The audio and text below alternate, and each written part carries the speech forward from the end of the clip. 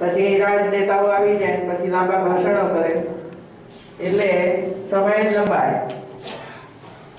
હું તો આપ સૌને અભિનંદન આપવા માટે આવી છું ડોક્ટરોને કે જે ખ્યાતનામ ડોક્ટરો છે, સ્પેશિયલાઇઝ ડોક્ટરો, એવા ડોક્ટરોનો આજે આ વિસ્તારના જે ગરીબ દર્દીઓ હોય કે મધ્યમ વર્ગના દર્દીઓ હોય એને એનો લાભ મળવાનો છે. એવા ખ્યાતનામ ડોક્ટરો દ્વારા તમારી જ્યારે તપાસ થશે ત્યારે તમને યોગ્ય માર્ગદર્શન મળશે કે તમારે શું કરવું જોઈએ. એ આપણા માટે મહત્વનું છે. બીજું જે દવાઓ છે એ દવાઓ પણ હવે મોંઘવારીને બીજો લાભ મળવાનો છે. બીજું આયુર્વેદિક, હોમિયોપેથિક અને એલોપેથી, આ ત્રણેય પ્રકારના ડોક્ટરો અહીં છે અને ડોક્ટરોને જે ઠીક લાગે તે એ દવાઓ તમને આપશે. આયુર્વેદિક ખાસ કરીને એવું છે કે તાત્કાલિક એની અસર ના થાય, પરંતુ લાંબે ગાળે એની અસર થાય અને મૂળમાંથી રોગો જાય. રોગોને કારણે પરંતુ આપણે ભરોસો કરવો પડે એના ઉપર. તાત્કાલિક એની અસર તો એલોપેથી દવાઓ તાત્કાલિક અસર આપતી હોય છે, પરંતુ રોગને મૂળમાંથી દૂર. અભિનંદન આપું છું કે આપ આ કેવા કાર્યોની અંદર આજે રિદ્ધિમા ફાઉન્ડેશન અને એમાં કામ કરતા બહેનો, એમને પણ હું અભિનંદન આપું છું કે સમય આવા કેમ્પોનું આયોજન કરવું જોઈએ કે જેથી કરીને સારા ડોક્ટરોનો લાભ દર્દીઓને પ્રાપ્ત થાય. નહીતર કોઈ પણ હોસ્પિટલમાં તમે એમાં બીજું નામ છે મોમેન્ટો વિકારે. આપણે ધન્ય કરીને જોરદાર તાળીઓના ગણગણાટથી વધાવીએ છીએ. વરદસ્તે અને સ્તુતિ શું એક મોમેન્ટો એના હેરેલું છે.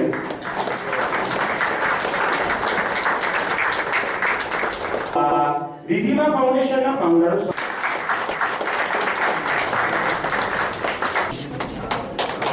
આપણે જોરદાર તાળીના ગણગણાટ દ્વારા આ ધન્ય કરીને વધાવીએ છીએ. અને એ જ અભ્યર્થના સાથે કે રિદ્ધિમા ફાઉન્ડેશનને ભરવા ઉમદા કાર્યોમાં તેમનો સહયોગ મળતો રહે.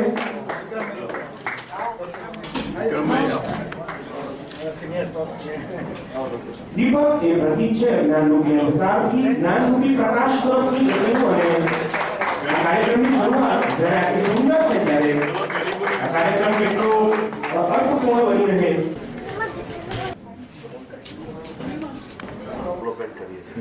દમણની બાજુમાં નાગોલ છે, ત્યાં આપણે ચા આવે છે.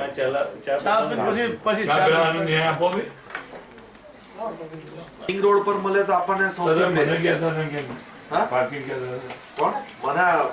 ગ્રાઉન્ડ આપો રમવા માટે. કન્સ્ટ્રક્શન કરી દિવસ અમે નહીં વાપરીએ.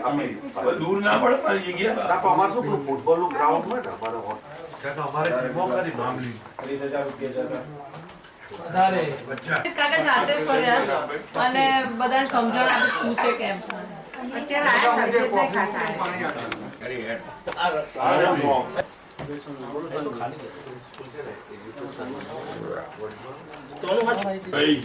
ઇન્ડિયામાં શીખ્યું અમારા ગીરી બહુ કીધું છે.